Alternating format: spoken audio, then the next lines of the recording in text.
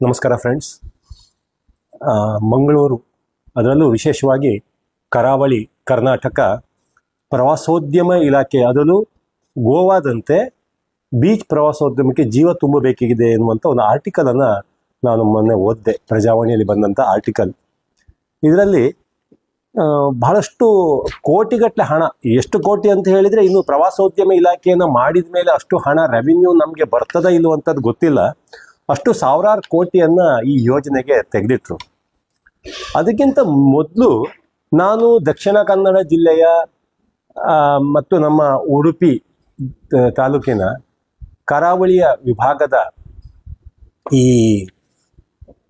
ನದಿಗಳ ಗುಣಮಟ್ಟ ಏನಿದೆ, ಕೆರೆಗಳ ಗುಣಮಟ್ಟ ಏನಿದೆ, ಪ್ರವಾಸೋದ್ಯಮಕ್ಕೆ ಯಾವ ರೀತಿ ನಾವೊಂದು ಅಭಿವೃದ್ಧಿ ಪಡಿಸ್ಬೋದು, ಅಷ್ಟು ಇನ್ಫ್ರಾಸ್ಟ್ರಕ್ಚರ್ ನಮ್ಮ ಹತ್ರ ಇದೆಯಾ ಅನ್ನುವಂತಕ್ಕಂಥದ್ದನ್ನು ನಾವು ಸ್ವಲ್ಪ ಚಿಂತನೆ ಮಾಡಲಿಕ್ಕೆ ಹೋದರೆ, ನಮ್ಮ ಫಲ್ಗುಣಿ ನದಿ ಇತ್ತೀಚೆಗೆ ಅದರ ಪರಿಸ್ಥಿತಿ ಹೇಗಿದೆ ಅನ್ನುವಂಥದ್ದನ್ನು ಸ್ವಲ್ಪ ನಾವು ಪತ್ರಿಕೆಗಳಲ್ಲಿ ನೋಡ್ಬೋದು. ಫಲ್ಗುಣಿ ನದಿ ಇವತ್ತು ಅದರ ಬಣ್ಣ ನೋಡಿದರೆ, ರಸ್ತೆಗೆ ಹಾಕುವಂಥ ಡಾಂಬರು ಮೊದಲು ನೀರು ಮಾಡಿ ಬಿಸಿ ಮಾಡಿ ಹಾಕ್ತೇವಲ್ಲ, ಆ ಡಾಂಬರಿನ ಬಣ್ಣ ಯಾವ ಬಣ್ಣ ಇದೆ ಅಂಥ ಬಣ್ಣ ಇವತ್ತು ಫಲ್ಗುಣಿ ನದಿ ಕಲರ್ ಬಂದಿದೆ. ಈ ನದಿಯ ಬಣ್ಣ ಇವತ್ತು ಹೊಸದಾಗಿ ಆಗುವಂಥದ್ದಲ್ಲ. ಸತತ 5-6 ವರ್ಷಗಳಿಂದ ಫಲ್ಗುಣಿ ನದಿ ಸಾಯುವಂಥದ್ದಲ್ಲ, ನದಿಯನ್ನು ಪದೇ ಪದೇ ಕೊಲ್ತಾ ಇದ್ದಾರೆ, ಪದೇ ಪದೇ ನದಿಯನ್ನು ಕೊಲ್ತಾ ಇದ್ದಾರೆ. ಈ ನದಿ ಸಾಯಲಿಕ್ಕೆ ಕಾರಣ ಏನು ಹೇಳಿದರೆ, ದಕ್ಷಿಣ ಕನ್ನಡ ಜಿಲ್ಲೆಯ ಎಷ್ಟು ಇಂಡಸ್ಟ್ರಿಯಲ್ಗಳಿವೆ, ಆ ಇಂಡಸ್ಟ್ರಿಯಲ್ಗಳಿಂದ ಹೊರಸೂಸ್ತಕ್ಕಂಥ ವೇಸ್ಟ್ಗಳು, ಫಾರ್ ಎಕ್ಸಾಂಪಲ್ ಬೈಕಂಪಾಡಿಯ ಇಂಡಸ್ಟ್ರಿಯಲ್ ಝೋನಲ್ಲಿ ಇರ್ತಕ್ಕಂಥ ವೇಸ್ಟ್ ಏನಿದೆ, ಆ ಬೈಕಂಪಾಡಿಯಲ್ಲಿ ಎಷ್ಟು ಫ್ಯಾಕ್ಟ್ರಿಗಳಿವೆ, ಆ ಫ್ಯಾಕ್ಟ್ರಿಗಳಲ್ಲಿ ಪ್ರತಿಯೊಂದು ಫ್ಯಾಕ್ಟ್ರಿಯಲ್ಲೂ ಅಲ್ಲಿ ಅವರಲ್ಲಿ ಉತ್ಪತ್ತಿ ಆಗ್ತಕ್ಕಂಥ ತ್ಯಾಜ್ಯಗಳನ್ನು ವಿಲೇವಾರಿ ಮಾಡಲಿಕ್ಕೆ ಮತ್ತು ಫಿಲ್ಟರ್ ಮಾಡಲಿಕ್ಕೆ ಅವರಲ್ಲಿ ಇನ್ನು ಯೂನಿಟ್ ಬೇಕು. ಆದರೆ 90ಕ್ಕಿಂತ ಹೆಚ್ಚು ಪ್ರತಿಶತ ಬೈಕಂಪಾಡಿಯಲ್ಲಿರ್ತಕ್ಕಂಥ ಇಂಡಸ್ಟ್ರಿಗಳಲ್ಲಿ ಆ ಫಿಲ್ಟ್ರೇಷನ್ ಯೂನಿಟೇ ಇಲ್ಲ. ಎಲ್ಲವನ್ನು ನೇರವಾಗಿ ಇವರು ಹೊಳೆಗೆ ಬಿಡ್ತಾ ಇದ್ದಾರೆ. ಪೊಲ್ಯೂಷನ್ ಕಂಟ್ರೋಲ್ ಬೋರ್ಡ್ ಅವರಿಗೆ ಒಂದು ನೋಟಿಸ್ ಕೊಟ್ಕೊಂಡು ಕೂತ್ಕೊಂಡಿದ್ದಾರೆ. ಕಾರ್ಪೊರೇಷನ್ ನಗರ ಪಾಲಿಕೆ ಇಲಾಖೆಯವರವರಿಗೆ ಲೈಸೆನ್ಸನ್ನು ಪ್ರತಿ ವರ್ಷ ರಿನ್ಯೂವಲ್ ಮಾಡಿ ಕೊಡ್ತಾ ಇದ್ದಾರೆ. ಅದೆಲ್ಲ ತ್ಯಾಜ್ಯಗಳು ನಮ್ಮ ಫಲ್ಗುಣಿ ನದಿ ಸೇರ್ತಾ ಇದೆ. ಇದು ಒಂದು ವಿಭಾಗದಲ್ಲಿ. ಇನ್ನೊಂದು ವಿಭಾಗದಲ್ಲಿ ಏನಾಯ್ತು ಹೇಳಿದರೆ, ಸತತವಾಗಿ 20 ವರ್ಷಗಳಿಂದ ಈಚೆಗೆ ಫಲ್ಗುಣಿ ನದಿ ಹಗಲು ರಾತ್ರಿ ಸ್ಯಾಂಡ್ ಮಾಫಿಯಾದ ಹೊಡೆತಕ್ಕೆ ಸಿಕ್ಕಿ ಸುಮಾರು ಒಂದು 1,500-1,500 ಸಾವಿರ ವರ್ಷಗಳಿಂದ ಸಂಗ್ರಹ ಆಗಿರುವಂಥ ಮರಳು 20-22 ಅಡಿ ಆಳದಿಂದ ಇವತ್ತು ದೋಚಿ ಹೊಂಡ ಮಾಡಿ, ಆ ಹೊಂಡಗಳಲ್ಲಿ ಮಂಗಳೂರು ನಗರದ 30 ವೆಟ್ವೆಲ್ಗಳ ಮಲಗಳ ತ್ಯಾಜ್ಯ ಏನಿದೆ ಅದು ಫಿಲ್ಟ್ರೇಷನ್ ಮಾಡದೆ ನೇರವಾಗಿ ಹೊಳೆಗೆ ಬಿಟ್ಟ ಪರಿಣಾಮವಾಗಿ ಈ ನಮ್ಮ ಡ್ರೈನೇಜ್ ಅನ್ನುವಂಥದ್ದು ಹೋಗಿ ಅಲ್ಲಿ ಸೆಟ್ಲ್ ಆಗಿವೆ. ಈ ಮರಳು ತೆಗೆದ ಹೊಂಡದಲ್ಲಿ ಸೆಟ್ಲ್ ಆಗಿ ಅಲ್ಲಿ ಮಿಥೇಲ್ ಅನಿಲ ಪ್ರೊಡಕ್ಷನ್ ಆಗ್ತಾ ಉಂಟು. ಅದರ ಪರಿಣಾಮವಾಗಿ ಕೂಡ ಅಲ್ಲಿ ಜಲಾಚರಗಳು ಸಾಯ್ತಾ ಇದ್ದಾವೆ. ಇನ್ನೊಂದು ಕಡೆ ಆಚೆ ಕಡೆ ನಮ್ಮ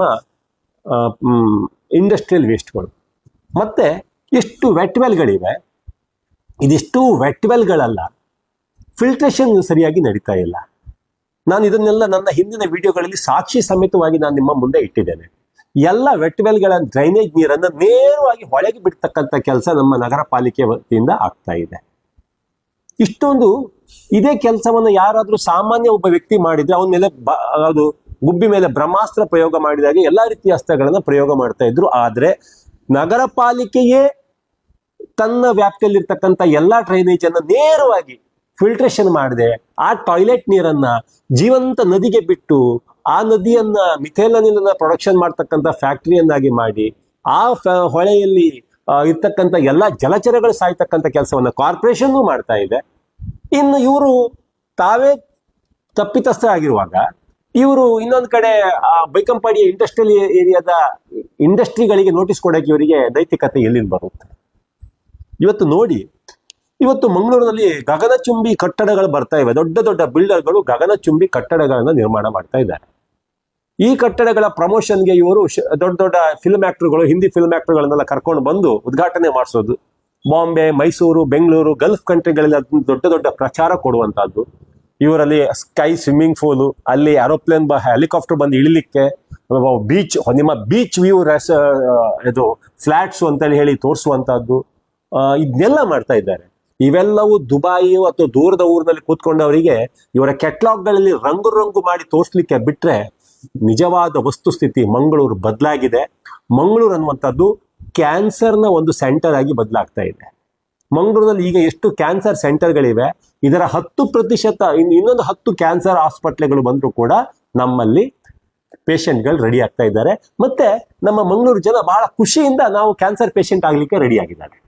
ಫಾರ್ ಎಕ್ಸಾಂಪಲ್, ಕೆಲವು ವರ್ಷಗಳ ಹಿಂದೆ ನಾನು ಪಚ್ಚನಾಡಿಯ ಅಲ್ಲಿ ವೆಟ್ವೆಲ್ ನಂಬರ್ 1 or 2 ಇರಬೇಕು, ಅಲ್ಲಿ ಡ್ರೈನೇಜ್ ನೀರು, ಟಾಯ್ಲೆಟ್ ನೀರು ನೇರವಾಗಿ ಮರವೂರು ವೆಂಕಟ ಡ್ಯಾಮಿಗೆ ಹೋಗಿ ಹೇಗೆ ಸೇರ್ತಾ ಇದೆ, ಪಚ್ಚನಾಡಿಯ ತ್ಯಾಜ್ಯದ ನೀರು ಇಡೀ ಮಂಗಳೂರಿನ ಕಸವನ್ನು ತಗೊಂಡು ಹೋಗಿ ರಾಶಿ ಮಾಡಿ ಅದರ ನೀರು ಹೇಗೆ ಹೊರ್ಕೊಂಡು ಹೋಗಿ ಮರವೂರಿನ ವೆಂಕಟ ಡ್ಯಾಮಿಗೆ ಹೋಗಿ ಸೇರ್ತಾ ಇದೆ, ಆ ವೆಂಕಟ ಡ್ಯಾಮ್ನ ನೀರನ್ನ ಇವರು 7 ಗ್ರಾಮಕ್ಕೆ ಕುಡಿಯುವ ನೀರಿಗೆ ಹೇಗೆ ಕೊಡ್ತಾ ಇದ್ದಾರೆ ಅನ್ನುವಂಥದ್ದನ್ನ ವಿಡಿಯೋ ಸಮೇತ, ದಾಖಲೆ ಸಮೇತ ಕೊಟ್ಟಿದ್ದೀನಿ. ಆದ್ರೆ ಒಂದು ವಿಪರ್ಯಾಸ ಅಂದ್ರೆ, ಆ ವಿಡಿಯೋವನ್ನು ನೋಡಿದಂತ ಸಹಸ್ರಾರು ಜನಗಳಿದ್ದಾರೆ. ಅದರಲ್ಲಿ ಆ ಮರವೂರು ವೆಂಕಟ ಡ್ಯಾಮಿನ ನೀರನ್ನು ಕನ್ಸ್ಯೂಮ್ ಮಾಡ್ತಕ್ಕಂಥ ಸಾವಿರಾರು ಫಲಾನುಭವಿಗಳು ಇರ್ಬೋದು. ಒಬ್ಬ ನನಗೆ ಫೋನ್ ಮಾಡಿ, ಅಯ್ಯೋ ಶಶಿಯಣ್ಣ, ನಾವು ಟಾಯ್ಲೆಟ್ ನೀರನ್ನು ಕುಡಿತಾ ಇದ್ದೀವಿ, ನಮ್ಗಿಂತ ಡ್ರೈನೇಜ್ ನೀರನ್ನು ಕುಡಿಸ್ತಾ ಇದ್ದಾರೆ, ಇದನ್ನ ನಾವು ಏನು ಮಾಡಬಹುದು ಅನ್ನುವಂಥದ್ದನ್ನು ಒಬ್ಬ ನಮ್ಗೆ ಕಾಲ್ ಮಾಡಿ ಕೇಳಲಿಲ್ಲ. ಇಂಥ ಪರಿಸ್ಥಿತಿಯಲ್ಲಿ ಜನಗಳು ಕೂಡ ಇದನ್ನ ಈ ಟಾಯ್ಲೆಟ್ ನೀರನ್ನೇ ಅಮೃತ ಅಂತ ಸ್ವೀಕಾರ ಮಾಡ್ತಕ್ಕಂಥ ಸಂದರ್ಭದೊಳಗೆ ಮತ್ತೆ ಇನ್ನೊಂದು ಕಡೆ ಜನಪ್ರತಿನಿಧಿಗಳಿಗೆ ಕೂಡ ಇದು ಬೇಡ. ಯಾಕಂದ್ರೆ ಜನಪ್ರತಿನಿಧಿಗಳಿಗೆ ಬೇಕಾಗಿರುವಂತದ್ದು ಅವರ ವೋಟ್ ಬ್ಯಾಂಕ್. ಇಲ್ಲಿ ಬೇರೆ ಕಂಟ್ರಿಯಲ್ಲಿ, ಬೇರೆ ರಾಜ್ಯಗಳಲ್ಲಿ ಅಥವಾ ಬೇರೆ ಜಿಲ್ಲೆಗಳಲ್ಲಿ ಹಣ ಖರ್ಚು ಮಾಡಿದಾಗ ಇಲ್ಲಿ ಹಣ ಖರ್ಚು ಮಾಡುವ ಅಗತ್ಯ ಇಲ್ಲ. ಇಲ್ಲಿ ಬರೀ ಜಾತಿ ಮತ್ತು ಧರ್ಮ ಇದೊಂದು ಎರಡಕ್ಕೆ ಬೆಂಕಿ ಹಚ್ಚಲಿಕ್ಕೆ ಗೊತ್ತಿದ್ರೆ ಅವ ಇಲ್ಲಿ ಜನಪ್ರತಿನಿಧಿ ಆಗ್ಬಹುದು. ಅಂತ ಪರಿಸ್ಥಿತಿಯಲ್ಲಿ ಇರುವಾಗ ಇವರಿಗೆ ಈ ಇಶ್ಯೂ ಬೇಡ.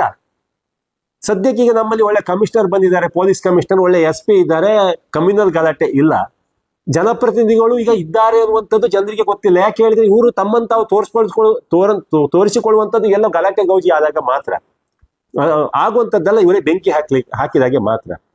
ನನಗನ್ಸುತ್ತೆ ಈಗ ಅಟ್ಲೀಸ್ಟ್ ಜನಪ್ರತಿನಿಧಿಗಳಾದ್ರೂ ಈ ಜೀವಂತ ನದಿಯನ್ನ ಸಾಯಿಸ್ತಾ ಇದ್ದಾರೆ, ಸತ್ತು ಹೋಗಿದೆ, ಪರಿಸರ ಹಾಳಾಗ್ತಾ ಇದೆ, ಪೊಲ್ಯೂಷನ್ ಆಗ್ತಾ ಇದೆ, ಇದ್ರ ಬಗ್ಗೆ ಯಾಕೆ ಅವರು ಜನಪ್ರತಿನಿಧಿಗಳು ಪ್ರಶ್ನೆ ಮಾಡ್ತಾ ಇಲ್ಲ ಅಂತ ಕೇಳಿದ್ರೆ, ನನಗನ್ಸುತ್ತೆ ಈ ಜನಪ್ರತಿನಿಧಿಗಳಿಗೆ ಕೂಡ ಇಲೆಕ್ಷನ್ ಫಂಡು ಇದೇ ಇಂಡಸ್ಟ್ರಿಯಲ್ಗಳು ಕೊಡ್ತಾ ಇದ್ದಾರಾ, ಇಂಡಸ್ಟ್ರಿಯಲಿಸ್ಟ್ಗಳು ಅನ್ನುವಂಥದ್ದೊಂದು ನನಗೆ ಸಂಶಯ ಬರ್ತಾ ಇದೆ.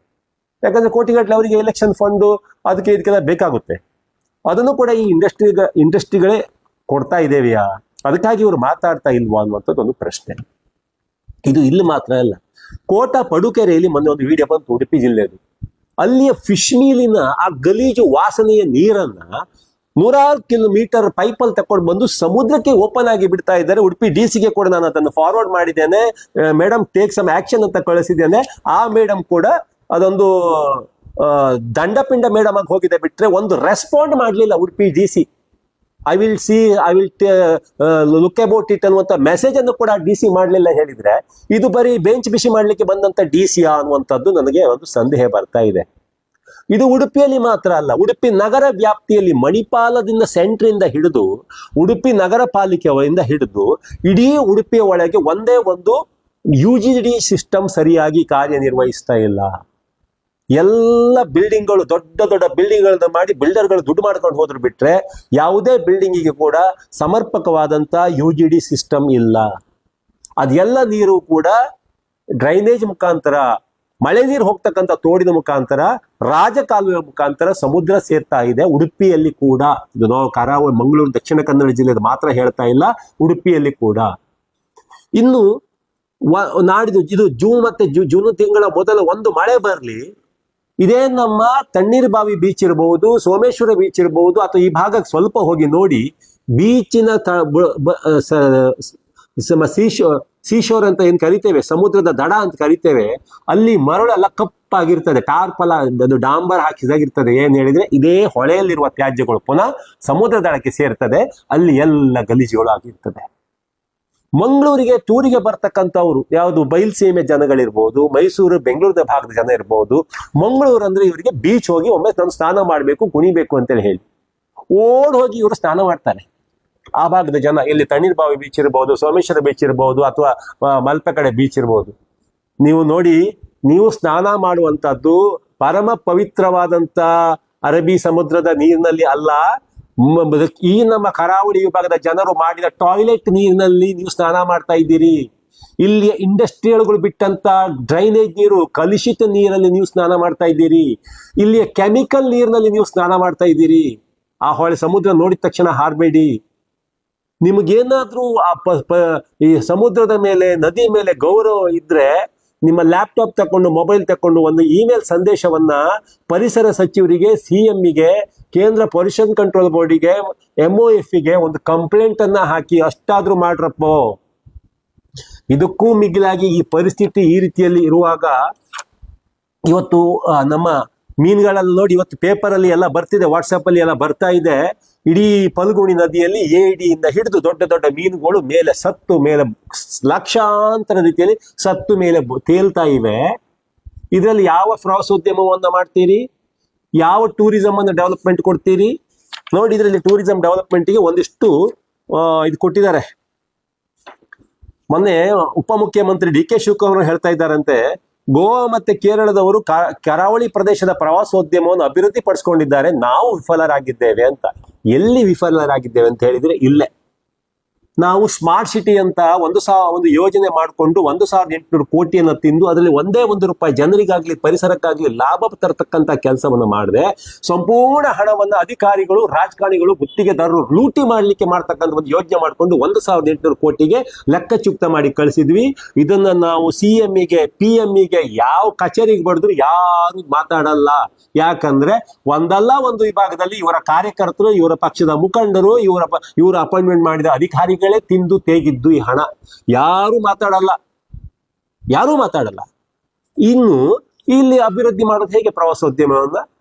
ಗೋವಾ ಮತ್ತೆ ಕೇರಳದಲ್ಲಿ ಈ ರೀತಿ ಡ್ರೈನೇಜ್ ಸಿಸ್ಟಮ್ ಅನ್ನು ಹೊಳೆಗೆ ಬಿಟ್ಟರೆ ಅಲ್ಲಿ ಜನಗಳು ಕಾಲಲ್ಲಿ ಇದ್ದದನ್ನ ಚಪ್ಪಲಿ ತಕೊಂಡು ತಟಪಟ ನಿಮ್ಮ ಅಧಿಕಾರಿಗಳು ಯಾರೇ ಇದ್ದಾರೆ, ಪೊಲ್ಯೂಷನ್ ಕಂಟ್ರೋಲ್ ಬೋರ್ಡ್ ಇರಬಹುದು, ಇಲ್ಲದ ಶಾಸಕರು ಇರಬಹುದು, ಭವನಕ್ಕೆ ನುಗ್ಗಿ ಬಾರಿಸ್ತಿದ್ರು ಹಿಡ್ಕೊಂಡು. ನಮ್ಮಲ್ಲಿ ಹಾಗೆ ಮಾಡುವುದಿಲ್ಲ. ಯಾಕೆ ಅಂದ್ರೆ ನಮ್ಮಲ್ಲಿ ನರಸತ್ತ ಬುದ್ಧಿವಂತ ಇರುವ ಜನಗಳು ಜಾಸ್ತಿ ಆಗಿ ಹೋಗಿದ್ದಾರೆ ಅಷ್ಟೇ. ಮತ್ತೊಂದಿಷ್ಟು ಜನರಿಗೆ ನಮಗ್ ಬೇಡ. ಇದ್ ನೋಡಿ, ಈಗ ಇನ್ನು ಇಲ್ಲಿ ಪ್ರವಾಸೋದ್ಯಮ ಅಭಿವೃದ್ಧಿ ಮಾಡಲಿಕ್ಕೆ ಇವರು ಪ್ರಾದೇಶಿಕ ಆಯುಕ್ತರ ತತ್ಸಮಾನ ಹುದ್ದೆಯ ಅಧಿಕಾರಿಯನ್ನ ಅಪಾಯಿಂಟ್ಮೆಂಟ್ ಮಾಡುದಂತೆ. ಯಾಕಂದ್ರೆ ಅದನ್ನ ಆದಷ್ಟು ಸ್ಪೀಡ್ ಕೊಡ್ಲಿಕ್ಕೆ. ಇನ್ನು ವಿದೇಶದಿಂದ ಪ್ರವಾಸಿಗರನ್ನ ಕರೀಲಿಕ್ಕೆ ದೇವಸ್ಥಾನಗಳು ಮತ್ತೆ ಧಾರ್ಮಿಕ ಪ್ರವಾಸೋದ್ಯಮ ಮಾಡಲಿಕ್ಕೆ ಇವರ ಪ್ಲಾನ್ ಅಂತೆ. ಅಂದ್ರೆ ಇಲ್ಲಿಯ ದೇವಸ್ಥಾನಗಳು ಕೇವಲ ಒಂದಿಷ್ಟು ಬಣ್ಣಗಳು, ಮಾರ್ಬಲ್ ಶಿಲೆಗಳು, ಪೇಂಟ್ಗಳು, ಉತ್ಸವಗಳು ಇಷ್ಟು ಮಾತ್ರವನ್ನು ಮಾಡಿಕೊಂಡು ಆ ಗರ್ಭಗುಡಿಯ ಚರ್ಚುಗಳು, ಮಸೀದಿಗಳ ಪ್ರದರ್ಶನ ಮಾಡುವುದು ಬಿಟ್ರೆ ನಿಜವಾದ ದೇವರು, ಪ್ರಕೃತಿ ರೂಪದಲ್ಲಿರ್ತಕ್ಕಂಥ ದೇವರನ್ನ ನಾವು ಈಚೆಗೆ ಲಗಾಡಿ ತಕ್ಕೊಂಡು ಇಲ್ಲಿ ಯಾವುದೋ ಒಂದು ಮಂದಿರ, ಮಸೀದಿಗಳನ್ನ ತೋರಿಸ್ಕೊಂಡು ದುಡ್ಡು ಮಾಡ್ಲಿಕ್ಕೆ ಕೊಟ್ಟಿದ್ದಾರೆ ಇವರು. ನಮ್ಮ ಹಿರಿಯರು ಪೂಜೆ ಮಾಡಿದ್ದು ಮಂದಿರ, ಮಸೀದಿ ಇದನ್ನೆಲ್ಲ ಅದನ್ನು ಧಾರ್ಮಿಕ ಶ್ರದ್ಧಾ ಕೇಂದ್ರಗಳನ್ನ ಇಟ್ಕೊಂಡ್ರು ಬಿಟ್ರೆ ಕಡಲು, ಕಾಡು, ಕೃಷಿ ಸಂಸ್ಕೃತಿಯನ್ನು ಪೂಜೆ ಮಾಡ್ಕೊಂಡು ಬಂದಂತ ನಮ್ಮ ಹಿರಿಯರು ಆ ಸಂಸ್ಕೃತಿಯನ್ನು ಉಳಿಸ್ಕೊಳ್ಳಿಕ್ಕೆ ವಿಫಲರಾಗಿದ್ದೇವೆ. ನಾವು ಅದನ್ನು ಉಳಿಸ್ಕೋಬೇಕಿತ್ತು. ನೋಡಿ, ಈಗ ಕರ್ನಾಟಕ ಜಲಸಾರಿಗೆ ಮಂಡಳಿ ಕರಾವಳಿಯ ಪ್ರವಾಸೋದ್ಯಮದ ಅಭಿವೃದ್ಧಿಗೆ 4,366.24 ಕೋಟಿ ರೂಪಾಯಿ ಯೋಜನೆ ಸಿದ್ಧಪಡಿಸಿಕೊಂಡಿದೆ ಅಂತೆ. ಇಲ್ಲಿ ಪ್ರವಾಸೋದ್ಯಮ ಅಭಿವೃದ್ಧಿ ಮಾಡಕ್ಕೆ ಇದು ಸೆಕೆಂಡ್ ಸ್ಮಾರ್ಟ್ ಸಿಟಿ. ಈ ಸ್ಮಾರ್ಟ್ ಸಿಟಿ ಸ್ಮಾರ್ಟ್ ಸಿಟಿಗೆ 1,800 ಕೋಟಿ ಇದ್ರೆ ಅದರಲ್ಲಿ ಒಂದೇ ಒಂದು ಕಣ್ಣಿಗೆ ಕಾಣೋ ಯೋಜನೆ ಇಲ್ಲ. ಸ್ಮಾರ್ಟ್ ಸಿಟಿ ಬಸ್ ಸ್ಟ್ಯಾಂಡ್ಗಳು, ಕ್ಲಾಕ್ ಟವರ್ಗಳು, ಅಂಡರ್ ಪಾಸ್ಗಳು ಇದನ್ನೇ ಮಾಡಿಕೊಂಡು 1,800 ಕೋಟಿ ಹೇಗೆ ನುಂಗಿ ತೀರಿಸಿದ್ರು, ಇವರು ಕರ್ನಾಟಕ ಜಲಮಂಡಳಿಯವರು 4,364.24 ಕೋಟಿ ಯೋಜನೆ ಮಾಡ್ಕೊಂಡಿದ್ದಾರೆ. ಇದನ್ನ ಹೇಗೂ ಜನಗಳು ಕೇಳುವುದಿಲ್ಲ ಲೆಕ್ಕ. ಇನ್ನು ಕರಾವಳಿ 12 ದ್ವೀಪಗಳನ್ನ 313.5 ಕೋಟಿ ವೆಚ್ಚದಲ್ಲಿ ಅಭಿವೃದ್ಧಿ ಮಾಡಲಿಕ್ಕೆ ಮುಂದೆ ಮಾಡಿದ್ದಾರೆ. ಇದರಲ್ಲಿ ಹೆಚ್ಚು ಕಡಿಮೆ 80% ತಿನ್ಲಿಕ್ಕೆ, 20% ಕೆಲಸ ಮಾಡಿದೆವಂತ ತೋರಿಸ್ಲಿಕ್ಕೆ, ಇಷ್ಟು ಮಾಡಿಕೊಂಡು ಈ ಹಣವನ್ನು ಲೆಕ್ಕಾಚಾರ ಭರ್ತಿ ಮಾಡಿ ಎಲ್ಲೋ ಅಳಿದುಳಿದ ಸಮುದ್ರ ದಡಗಳಿರ್ಬೋದು, ಹೊಳೆ ದಡಗಳಿರ್ಬೋದು, ಅಲ್ಲಿರುವ ಮ್ಯಾಂಗ್ರೋವ್ಗಳನ್ನ ಕಡಿಯುವಂಥದ್ದು, ಧಕ್ಕೆಗಳನ್ನು ನಿರ್ಮಿಸಿದಂಗೆ ಮಾಡೋದು, ಮತ್ತೊಂದಿಷ್ಟು ಜಿಮ್ ಪಾರ್ಕ್ಗಳಂತೆ, ಮಕ್ಕಳಿಗೆ ಪ್ಲೇ ಗ್ರೌಂಡ್ಗಳಂತೆ, ಕಡೆಗೆ ಒಂದಿಷ್ಟು ಯಾವುದು ವೈಫೈ ಸೆಂಟರ್ಗಳಂತೆ, ಇದನ್ನೆಲ್ಲ ಮಾಡ್ಕೊಂಡು ಈ 4,000 ಕೋಟಿಗೊಂದು ಲೆಕ್ಕಾಚಾರ ಬರೀತಾರೆ. ಇನ್ನೊಂದು ಮಾಡಿದ್ದಾರೆ, ಮಂಗಳೂರಿನಲ್ಲಿ ಒಳ ಮೆಟ್ರೋ, ವಾಟರ್ ಮೆಟ್ರೋ ಜಲ ಸಾರಿಗೆ ಮಂಡಳಿಗೆ ಇನ್ನೊಂದು ಮಹತ್ವಾಕಾಂಕ್ಷಿ ಯೋಜನೆ. ಇದಕ್ಕಾಗಿ 180 ಕೋಟಿ ರೂಪಾಯಿ ಯೋಜನೆ ಸಿದ್ಧ ಆಗಿದೆ. ಇದು ಮೊನ್ನೆ ಅಷ್ಟೇ ಒಂದು ಮೀಟಿಂಗ್ ಆಯ್ತು. ಇಲ್ಲಿ ಸಿಗಂದೂರಲ್ಲಿ ಆ ಬಾರ್ಜ್ ಹೇಗೂ ಸ್ಟಾಪ್ ಆಯ್ತಲ್ಲ, ಇಲ್ಲಿ ನಮ್ಮ ಬ್ರಿಡ್ಜ್ ಆಗಿ, ಆ ಬಾರ್ಜ್ ಅನ್ನು ತಕೊಂಡು ಬಂದು ಕೂಳೂರಿಂದ ಬಂದರಿಗೆ ಜಲ ಸಾರಿಗೆ ಅಲ್ಲಿರೋ ಬಸ್ಗಳು ಕಾರುಗಳು ಅದರಲ್ಲಿ ತಗೊಂಡು ಹೋಗೋದಂತೆ, ಶಾರ್ಟ್ ಕಟ್ ಅಂತೆ. ಒಂದು ಟ್ರಿಪ್ ಹೊಡೆದು ಈಚೆ ಬರ್ಬೇಕಿದ್ರೆ 2 ತಾಸು ಬೇಕು, ಆಚೆಗೆ ಲೋಡ್ ಮಾಡ್ಕೊಂಡು ಈಚೆಗೆ ಬಂದು ಅನ್ಲೋಡ್ ಮಾಡ್ಲಿಕ್ಕೆ, ಆಚೆ ಹೋಗ್ಲಿಕ್ಕೆ. ಹಾಗಾದ್ರೆ ಯಾವನಾದ್ರೂ ನಾನು ಜಲ ಸಾರಿಗೆ ಹೊರ್ತೇನೆ ಅಂತ ಕೂಳೂರಿಂದ ಬಂದರಿಗೆ ಬರುವ ಕಾರಿನ ಅಥವಾ ಲಾರಿಯವ 2 ತಾಸಲ್ಲಿ ಕೂತ್ಕೊಳ್ತಾನ ಅಲ್ಲಿ? 2 ತಾಸು ಕಾಯ್ಕೊಂಡು ಕೂತ್ಕೊಳ್ತಾನ? ಮ್ಯಾಕ್ಸಿಮಮ್ ಇವರಿಗೆ 8 ಗಂಟೆ ಒಳಗೆ, ಬೆಳಿಗ್ಗೆ 9 ಗಂಟೆಯಿಂದ ರಾತ್ರಿ 8 ಗಂಟೆ ಹಿಡಿದ್ರು ಕೂಡ ಒಂದು ಎಷ್ಟು ಟ್ರಿಪ್ ಮಾಡ್ಬೋದು? 8 ಟ್ರಿಪ್ ಮಾಡ್ಬೋದ? ಆ 8 ಟ್ರಿಪ್ ಒಳಗೆ ಎಷ್ಟು ದುಡ್ಡು ಮಾಡ್ತಾರೆ? ಅದಕ್ಕೆ ಮೊನ್ನೆ ಒಬ್ಬ ಹೇಳುದು, ಆ ಬಾರ್ಜ್ ಓಡಾಡ್ಲಿಕ್ಕೆ ಅಡಿಗಡೆ ಬಾರ್ಜಿನ ತಳಕ್ಕೆ ಹೊಯ್ಗೆ ಸಿಗ್ತದಂತೆ ಫಲ್ಗುಣಿ ನದಿಯಲ್ಲಿ. ಆದ್ರಿಂದ ನಮ್ಮ ಮರೂರು ಡ್ಯಾಮ್ ಇಂದ ಈಚೆವರೆಗೆ ಎಲ್ಲ ಹೊಯ್ಗೆ ತೆಗಿಬೇಕಂತೆ. ಯಾವುದು ಈ ಬಾರ್ಜ್ ಒಳ ಜಲ ಸಾರಿಗೆ ಓಡಾಡ್ಲಿಕ್ಕೆ, ಬಾರ್ಜ್ ಓಡಾಟಕ್ಕೆ ಕೆಳಗೆ ಹೊಳೆಯ ತಳವನ್ನ ಸಾಫ್ ಮಾಡಿ ಈ ಹೊಯ್ಗೆ ತೆಗೆಯೋದಂತೆ. ಅಂದ್ರೆ ಈ ಒಳ ಜಲ ಸಾರಿಗೆಯ ವಿಚಾರದಲ್ಲಿ ಕೂಡ ಒಂದು ಹೊಯ್ಗೆ ಲೂಟಿ ಮಾಡ್ಲಿಕ್ಕೆ ಒಂದು ಪ್ಲಾನ್ ಹಾಕೊಂಡಿದ್ದಾರೆ. ಏನೆಲ್ಲ ಯೋಜನೆ ಮಾಡ್ಕೊಂಡಿದ್ದಾರೆ ಅಂತ ನೋಡಿ. ಇದಕ್ಕೆ 180 ಕೋಟಿ ರೂಪಾಯಿ ಯೋಜನೆ ಮಾಡ್ಕೊಂಡಿದ್ದಾರೆ. ಇನ್ನು ದಕ್ಷಿಣ ಕನ್ನಡ ಜಿಲ್ಲೆಯ ಉಳ್ಳಾಲ ಸೋಮೇಶ್ವರದಲ್ಲಿ ಅಂತಾರಾಷ್ಟ್ರೀಯ ಐಷಾರಾಮಿ ಹಡಗು ಕ್ರೂಸ್ ಟರ್ಮಿನಲ್ಗೆ 3,400 ಕೋಟಿ ರೂಪಾಯಿ ಯೋಜನೆ ಪ್ಲಾನ್ ಮಾಡ್ಕೊಂಡಿದ್ದಾರೆ. 3,400 ಕೋಟಿ ಅಂತೆ ಅಂತಾರಾಷ್ಟ್ರೀಯ ಮಟ್ಟದ ಕ್ರೂಸ್ ಬಂದು ನಿಲ್ಲಕ್ಕೆ ಅಂತೆ. ಅಂತಾರಾಷ್ಟ್ರೀಯ ಕ್ರೂಸ್ ಮಟ್ಟದ ಬಂದು ನಿಂತ್ಕೊಂಡು ಇಲ್ಲಿ ಏನು ನಮ್ಮ ಹೊಳೆಯಲ್ಲಿ ಎಲ್ಲ ಸ್ವಿಮ್ಮಿಂಗ್ ಮಾಡ್ತಕ್ಕ ಪ್ರವಾಸೋದ್ಯಮ ಇಲಾಖೆಯಲ್ಲಿ ಸ್ವಿಮ್ಮಿಂಗ್ ಮಾಡ್ಲಿಕ್ಕೆ, ವಾಟರ್ ಸ್ಪೋರ್ಟ್ಸ್ ಎಲ್ಲ ಮಾಡಕ್ಕೆ ಅದೆಲ್ಲ ಮಾಡ್ತಾರಂತ ಈ ನದಿಯಲ್ಲಿ. ಈ ಸತ್ತ ನದಿಯಲ್ಲಿ ಅದರಲ್ಲಿ ಡಾಮರ್ ತರ ಗ್ರೀಸ್ ಆಗಿದೆ, ಮೀನುಗಳೆಲ್ಲ ಸತ್ತು ಫ್ಲೋಟ್ ಆಗ್ತಾ ಇದೆ. ಇವರಿಗೆ ಇಲ್ಲಿರ್ತಕ್ಕಂಥ ಡ್ರೈನೇಜ್ ಸಿಸ್ಟಮ್ ಅನ್ನು ಸರಿ ಮಾಡ್ಕೊಳಕ್ಕಾಗಿಲ್ಲ, ಇಂಡಸ್ಟ್ರಿಯಲ್ ವೇಸ್ಟೇಜ್ ಗಳನ್ನ ಸರಿಯಾಗಿ ಮ್ಯಾನೇಜ್ಮೆಂಟ್ ಮಾಡಕ್ ಆಗ್ತಾ ಇಲ್ಲ. ಇಂಥದ್ರೊಳಗೆ ಇವರು 3,400 ಕೋಟಿ ಯೋಜನೆ ಇದಕ್ಕಂತೆ, ಕ್ರೂಸ್ ಟರ್ಮಿನಲ್ಗಂತೆ ಇವರು. ಇನ್ನು ಒಳ ಜಲ ಸಾರಿಗೆಗೆ 48 ಕೋಟಿ ರೂಪಾಯಿ. ಮಂಗಳೂರಿನಿಂದ ಮರವಂತೆ ಪ್ಯಾಸೆಂಜರ್ ಫೆರಿ ಸರ್ವಿಸ್ಗೆ 37.79 ಕೋಟಿ. ಇಲ್ಲಿ ಫೆರಿ ಸರ್ವಿಸ್ ಅಂದ್ರೆ ಏನು? ಸರ್ಕಾರದಿಂದ ಏನು ಫ್ರೀ ಅಲ್ಲ. ಇಲ್ಲೇ ಒಂದು ದಂಡೆ ಮಾಡ್ತಾರೆ, ಅಲ್ಲೊಂದು ದಂಡೆ ಮಾಡ್ತಾರೆ. ಯಾವನೋ ಒಬ್ಬ ಖಾಸಗಿ ಅವನಿಗೆ ಕಾಂಟ್ರಾಕ್ಟ್ ಕೊಡ್ತಾರೆ, ಅವನು ದುಡ್ಡು ಕಲೆಕ್ಷನ್ ಮಾಡ್ಕೊಂಡು ಟ್ರಿಪ್ ಮಾಡಿಯೋದು. ಇವರು ಆಚೆ ಈಚೆ 2 ದಂಡೆ ಉಂಟಲ್ಲ ಬಂದು ನಿಂತ್ಕೊಳ್ಳಿಕ್ಕೆ, ಅದಕ್ಕೆ 37.79 ಕೋಟಿ ರೂಪಾಯಿದೊಂದು ಯೋಜನೆ. ಅದನ್ನ ಯೋಜನೆ ಮುಗಿಸುವಾಗ ಅದೊಂದು 2 ಟೈಮ್ಸ್ 3 ಟೈಮ್ಸ್ ಮಾಡ್ಕೊಳ್ತಾರೆ. 120-130 ಕೋಟಿ ಮಾಡ್ಕೊಂಡು ಅದರಲ್ಲಿ ಇಷ್ಟು ಲೂಟಿ ಮಾಡ್ತಾರೆ. ಇನ್ನು ಉಡುಪಿ ಜಿಲ್ಲೆಯ ಕೋಟ ಪಡುಕರೆಯಲ್ಲಿ 350 ಕೋಟಿ ರೂಪಾಯಿ ವೆಚ್ಚದೊಳಗೆ ಸಮಗ್ರ ಕರಾವಳಿ ಪ್ರವಾಸೋದ್ಯಮ ಮತ್ತು ಸಾಗರೋತ್ತರ ಅಭಿವೃದ್ಧಿ ಅಂತ ಇವರು. ಅಲ್ಲಿ ಆ ಕೋಟ ಪಡುಕೆರೆಯಲ್ಲಿ ನೋಡಿದ್ರೆ ಆ ಫಿಶ್ ಮಿಲ್ ಡ್ರೈನೇಜ್ ಅನ್ನ ವೇಸ್ಟ್ ಅನ್ನು ತಕೊಂಡು ಬಂದು ಡೈರೆಕ್ಟ್ ಬಿಡ್ತಾ ಇದ್ದಾರೆ. ಮೊನ್ನೆ ಎಲ್ಲ ಸಾಮಾಜಿಕ ಜಾಲತಾಣಗಳಲ್ಲಿ ಬಂತದ್ದು. ಅಂತ ಪೊಲ್ಯೂಷನ್ ಇರುವಂತ ಪರಿಶುದ್ಧವಾಗಿರುವಂತ ಸಮುದ್ರವನ್ನ, ಹೊಳೆಯನ್ನ ಹಾಳು ಮಾಡಿಕೊಂಡು ಇವರು 350 ಕೋಟಿ ರೂಪಾಯಿ ಒಳಗೆ ಪ್ರವಾಸೋದ್ಯಮ ಅಂತೆ. ಇದು ಒಂದಲ್ಲ, ಇಂಥದ್ದು 1000 ಕೋಟಿ ಯೋಜನೆ ಇವ್ರದ್ದು. ಅಂದ್ರೆ ಇವ್ರು ಮಾಡ್ಕೊಂಡಿರೋದು ಹೇಗೆ ಹೇಳಿದ್ರೆ, ಕ್ಯಾನ್ಸರಿಗೆ ಬ್ಯಾಂಡೇಜ್ ಹಾಕ್ತಕ್ಕಂಥ, ಹೊಟ್ಟೆ ಒಳಗೆ ಕ್ಯಾನ್ಸರ್ ಗಡ್ಡೆ ಉಂಟು, ಹೊರಗಡೆ ಇವರು ಬ್ಯಾಂಡೇಜ್ ಸುತ್ತಕೊಂಡು ನಾವು ಒಳ್ಳೆ ಟ್ರೀಟ್ಮೆಂಟ್ ಕೊಟ್ಟಿದ್ದೇವೆ, ಇದಕ್ಕಾಗಿ ಇಷ್ಟು 1000 ಕೋಟಿ ಯೋಜನೆಯನ್ನು ಮಾಡಿದ್ದೇವೆ ಅಂತೇಳಿ ಹೇಳಿ ಒಂದು ಸರ್ಕಾರದ ಒಂದಿಷ್ಟು ಜನರ ತೆರಿಗೆ ಹಣ ಇರ್ತದಲ್ಲ, ಅದನ್ನೊಂದು ಲೆಕ್ಕ ಚುಕ್ತ ಮಾಡಲಿಕ್ಕೆ ಯೋಜನೆಗಳನ್ನು ಹಾಕೊಂಡಿದ್ದಾರೆ. ನಾನು ಕೇಳೋದಿಷ್ಟೇ, ನಮ್ಮ ಮಂಗಳೂರಿನ ಕರಾವಳಿಯ ವಿಭಾಗದ ಜನರಲ್ಲಿ ನೋಡಿ, ಈ ಅಧಿಕಾರಿಗಳು ಇವತ್ತು ಬರ್ತಾರೆ ಹೋಗ್ತಾರೆ, ರಾಜಕಾರಣಿಗಳು ಇವತ್ತು ಬರ್ತಾರೆ ಹೋಗ್ತಾರೆ, ಆದರೆ ನಮ್ಮ ಹಿರಿಯರು ಕೊಟ್ಟಂತ ಇದು ನಾಡಿದು ಎಷ್ಟು ಸಂಸ್ಕೃತಿ, ಯಕ್ಷಗಾನ ಇರ್ಬೋದು, ನಾಟಕ ಇರ್ಬೋದು, ಇಲ್ಲಿ ಕೋಲ ಇರ್ಬೋದು, ಅಥವಾ ಏನು ಕಂಬಳ ಇರ್ಬೋದು, ಕೃಷಿ ಇರ್ಬೋದು, ಆಚರಣೆಗಳು, ಹಬ್ಬಗಳು, ಜಾತ್ರೆಗಳು, ಸಂಸ್ಕೃತಿ, ಇವೆಲ್ಲವೂ ಹುಟ್ಕೊಂಡಿರೋದು ಎಲ್ಲಿ ಗೊತ್ತುಂಟಾ? ಒಂದು ಕಾಡಿನ ಬದಿಯಲ್ಲಿ, ಒಂದು ಕಡಲಿನ ಬದಿಯಲ್ಲಿ, ಒಂದು ನದಿಯ ಬದಿಯಲ್ಲಿ, ಒಂದು ಕೃಷಿ ಭೂಮಿಯ ಬದಿಯಲ್ಲಿ. ಇಂಥ ಒಂದು ಅಗಾಧವಾದಂತಹ ಸಂಸ್ಕೃತಿಯನ್ನು ನಮ್ಮ ಹಿರಿಯರು ತಲೆಮಾರುಗಳಿಂದ ನಮಗೆ ಕೊಟ್ಟಿದ್ದಾರೆ. ಆದ್ರೆ ನಾವು ಅದನ್ನೆಲ್ಲ ಹಾಳು ಮಾಡಿಕೊಂಡು ಅವರ ಸಂಸ್ಕೃತಿಯ ಮೂಲವನ್ನೇ ಇವತ್ತು ಕೃಷಿ ಭೂಮಿಗೆ ನಾವು ಕೆಂಪು ಮಣ್ಣು ತುಂಬಿರ್ಲಿ ರಿಯಲ್ ಎಸ್ಟೇಟ್ ಏಜೆಂಟ್ ಮಾಡ್ಕೊಂಡ್ವಿ, ಕಾಡುಗಳನ್ನು ಒತ್ತುವರಿ ಮಾಡಿಕೊಂಡು ಕಮರ್ಷಿಯಲ್ ಬೆಳೆ ಮಾಡಿಕೊಂಡು ಅಲ್ಲಿಯೂ ಕೂಡ ನಾವು ಕೆಮಿಕಲ್ ಅನ್ನ ಹಾಕಿಬಿಟ್ವಿ, ನದಿಗಳಿಗೆ ನಾವು ವಿಷ ಹಾಕಿದ್ವಿ, ಸಮುದ್ರಕ್ಕೆ ಕೂಡ ವಿಷ ಹಾಕಿದ್ವಿ. ಇನ್ನು ಯಾವ ಸಂಸ್ಕೃತಿಯನ್ನು ನಾವು ನಮ್ಮ ಮಕ್ಕಳಿಗೆ ಮುಂದೆ ಕೊಡ್ಲಿಕ್ಕೆ ಸಾಧ್ಯ ಉಂಟು ಹೇಳಿ? ಯಾವ ಸಂಸ್ಕೃತಿ, ಇನ್ನು ಯಾವ ಒಂದು ಪರಿಸರವನ್ನ, ಯಾವ ಒಂದು ಎನ್ವೈರ್ಮೆಂಟ್ ಅನ್ನ, ಏನನ್ನು ನಮ್ಮ ಮುಂದಿನ ತಲೆಮಾರಿಗೆ ನಾವು ಕೊಡಬಹುದು ಅನ್ನುವಂಥದ್ದು ನೀವು ಆಲೋಚನೆ ಮಾಡಿ. ಇನ್ನು ಜನಗಳು ನಾವು ಇವತ್ತು ಪ್ರಶ್ನೆ ಮಾಡಲಿಲ್ಲ ಹೇಳಿದ್ರೆ, ನಾವು ಎಚ್ಚೆತ್ತುಕೊಳ್ಳಿಲ್ಲ ಅಂತ ಹೇಳಿದ್ರೆ, ನಾವು ಇದನ್ನೆಲ್ಲ ಈ ಕೋಟ್ಯಾಂತರ ರೂಪಾಯಿ ಲೂಟಿ ಮಾಡ್ಕೊಳ್ಳಿಕ್ಕೆ ಹೊರಟಂತ ಇವರ ಈ ನಡಾವಳಿಯನ್ನು ನಾವು ನಿಲ್ಲಿಸಲಿಲ್ಲ ಅಂತ ಹೇಳಿದ್ರೆ, ನಮ್ಮ ನದಿಗಳನ್ನ, ನಮ್ಮ ಪರಿಸರವನ್ನ ಸ್ವಚ್ಛ ಮಾಡ್ಕೊಳ್ಳಿಲ್ಲ ಅಂತ ಹೇಳಿದ್ರೆ, ಮುಂದೆ ನಿಮ್ಮ ಮಕ್ಕಳು ಖಂಡಿತವಾಗಿ ಮಂಗಳೂರಲ್ಲಿ ಬದುಕಲಿಕ್ಕೆ, ಈ ಕರಾವಳಿ ಜಿಲ್ಲೆಯಲ್ಲಿ ಬದುಕಲಿಕ್ಕೆ ಖಂಡಿತ ಸಾಧ್ಯ ಇಲ್ಲ. ಅಂತ ವಾತಾವರಣ ನಾವು ಸೃಷ್ಟಿ ಮಾಡ್ತೀವಿ.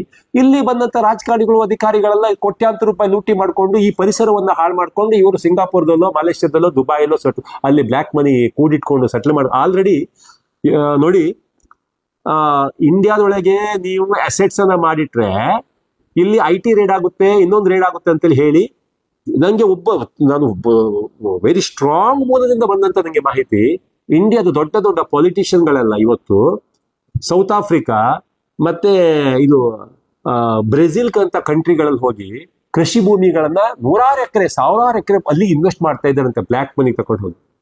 ಯಾಕಂದ್ರೆ ಅವ್ರಿಗೆ ಗೊತ್ತುಂಟು ಇನ್ ಫ್ಯೂಚರ್ ಅಲ್ಲಿ ಭಾರತದಲ್ಲಿ ಜನಸಂಖ್ಯೆ ಜಾಸ್ತಿ ಆಗತ್ತೆ, ತಿನ್ನಕ್ಕೇನು ಸಿಗಲ್ಲ, ಗದ್ದೆ ಹೇಗೂ ಉಳಿಸಲ್ಲ, ಇವರು ನದಿಯಲ್ಲಿ ಮೀನುಗಳು ಸಿಕ್ಕಲ್ಲ, ಇನ್ನು ಪ್ರತಿಯೊಂದು ಇಲ್ಲಿ ಆಹಾರದಿಂದ ಒಂದು ಉಪ್ಪಿನಕಾಯಿವರೆಗೂ ನಾವು ಬೇರೆ ಕಂಟ್ರಿನ ಇಲ್ಲಿ ಎಕ್ಸ್ಪೋರ್ಟ್ ಮಾಡಬಹುದು ಅಂತೇಳಿ ಹೇಳಿ ನಮ್ಮ ಎಲ್ಲ ಪೊಲಿಟಿಷಿಯನ್ಸ್ಗಳು, ದೊಡ್ಡ ದೊಡ್ಡ ಅಧಿಕಾರಿಗಳು ನಮ್ಮದೇ ಬ್ಲ್ಯಾಕ್ ಮನಿಯನ್ನು ತಗೊಂಡೋಗಿ ಫಾರಿನ್ ಕಂಟ್ರಿಯಲ್ಲಿ ಲ್ಯಾಂಡಿಗೆ ಇನ್ವೆಸ್ಟ್ ಮಾಡ್ತಾ ಇದ್ದಾರೆ.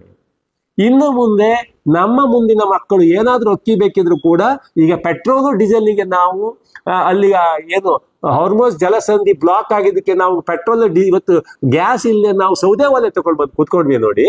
ಇನ್ನು ಮುಂದಿನ ದಿನಗಳಲ್ಲಿ ಎಲ್ಲಾದ್ರೂ ಭಾರತದಲ್ಲಿ ಆಹಾರದ ಕೊರತೆ ಉಂಟಾಗಿ ನಾವುಗಳು ಈ ನಮ್ಮದೇ ಹಣದಿಂದ ಫಾರಿನ್ ನಲ್ಲಿ ಇನ್ವೆಸ್ಟ್ ಮಾಡಿದ ನಮ್ಮದೇ ರಾಜಕೀಯ ನಾಯಕರು, ಅಧಿಕಾರಿಗಳು ಯಾವಾಗ ನಮ್ಗೆ ಅಕ್ಕಿ ಕಳಿಸ್ಕೊಡ್ತಾರೆ, ಯಾವಾಗ ನಾವು ರೇಷನ್ ಅಲ್ಲಿ ನಿಂತ್ಕೊಂಡು ಇಲ್ಲ ದುಡ್ಡು ಕೊಟ್ಟು ತಕೊಳ್ಳೋದು ಅನ್ನುವಂತ ಪರಿಸ್ಥಿತಿಗೆ ನಾವು ಖಂಡಿತ ಬರ್ತೇವೆ. ಆದ್ರಿಂದ ನಮ್ಮ ಹಿರಿಯರು ಕೊಟ್ಟಂತ ಒಂದು ನಮ್ಮ ನೆಲವನ್ನ ಜಲವನ್ನ ಉಳಿಸ್ಕೊಳ್ಳಿಕ್ಕೆ ನೀವು ಇವತ್ತೇ ಧ್ವನಿ ಎತ್ತಬೇಕು. ಇವತ್ತೇ ಈ ಕುರಿತು ನಾವು ಕಾಳಜಿಯನ್ನು ತೋರಿಸಬೇಕು. ಇವತ್ತು ಕ್ರಿಕೆಟ್ ಇರಬಹುದು ಅಥವಾ ಇನ್ನೊಂದು ರಿಯಾಲಿಟಿ ಶೋಗಳಿರ್ಬಹುದು, ಟಿವಿಯ ಧಾರಾವಾಹಿಗಳಿರ್ಬಹುದು, ಇವುಗಳನ್ನ ಮುಂದೆ ಕೂಡ ನೋಡ್ಬಹುದು ನಮ್ಗೆ. ಆದ್ರೆ ಈ ನಮ್ಮ ನಿಜವಾದ ರಿಯಾಲಿಟಿ ಶೋ ಪರಿಸರದಲ್ಲಿ ಆಗ್ತಾ ಇದೆ. ಅದನ್ನು ನಾವು ಮೊದಲು ಕಾಳಜಿ ವಹಿಸ್ಕೊಂಡು ಇದನ್ನು ಉಳಿಸ್ಕೊಳ್ಬೇಕು. ಇದನ್ನು ಮೊದಲು ಉಳಿಸ್ಕೊಂಡ್ರೆ ಮುಂದೆ ಯಾವ ನಮ್ಮ ಎಂಟರ್ಟೈನ್ಮೆಂಟ್ ಅನ್ನು ಕೂಡ, ಯಾವ ನಮ್ಮ ಟೈಮ್ ಅನ್ನು ಕೂಡ ಹೇಗೆ ಕೂಡ ಖರ್ಚು ಮಾಡ್ಬೋದು. ಇವತ್ತೇ ಈ ಬಗ್ಗೆ ನೀವು ಜಾಗೃತರಾಗಬೇಕು. ನೀವೆಲ್ಲರೂ ಸಾಧ್ಯ ಆದಷ್ಟು ಮಟ್ಟಿಗೆ ಕೇಂದ್ರ ಪರಿಸರ ಇಲಾಖೆ, ರಾಜ್ಯ ಪೊಲ್ಯೂಷನ್ ಕಂಟ್ರೋಲ್ ಬೋರ್ಡು, ಮುಖ್ಯಮಂತ್ರಿಗಳ ಕಚೇರಿ, ವಿರೋಧ ಪಕ್ಷದ ಕಚೇರಿ, ನಿಮ್ಮ ಶಾಸಕರು, ನಿಮ್ಮ ಸುತ್ತಮುತ್ತಲ ಇರ್ತಕ್ಕಂಥ ಪರಿಸರ ಅಧಿಕಾರಿಗಳು, ಇವರಿಗೆಲ್ಲರಿಗೂ ಸಾಮೂಹಿಕ ಇಮೇಲ್ಗಳು ನಿಮ್ಗೆ ಹೇಗೆ ನಿಮ್ಮ ತೋಚುತ್ತೋ ಆ ನಿಟ್ಟಿನಲ್ಲಿ ಒಂದು ಇಮೇಲ್ಗಳನ್ನ ಕಳಿಸಿ, ಪತ್ರಗಳನ್ನ ಬರೆಯಿರಿ, ನಿಮ್ಮ ಆಗ್ರಹಗಳನ್ನ ಸಾಂವಿಧಾನಿಕ ಭಾಷೆಯಲ್ಲಿ ಮಂಡಿಸ್ತಾ ನಮ್ಮ ಪರಿಸರವನ್ನು ರಕ್ಷಣೆ ಮಾಡಲಿಕ್ಕೆ ನಿಮ್ಮದೇ ಆದಂತ ಒಂದು ಜವಾಬ್ದಾರಿಯನ್ನ ಪೂರೈಸಿ ಅಂತ ಆಶಿಸ್ತಾ ಇವತ್ತಿನ ಲೈವ್ ಅನ್ನು ಮುಗಿಸ್ತಾ ಇದ್ದೀನಿ. ನಮಸ್ಕಾರ. ಸ್ಟಾಪ್ ಮಾಡಿದ್ರೆ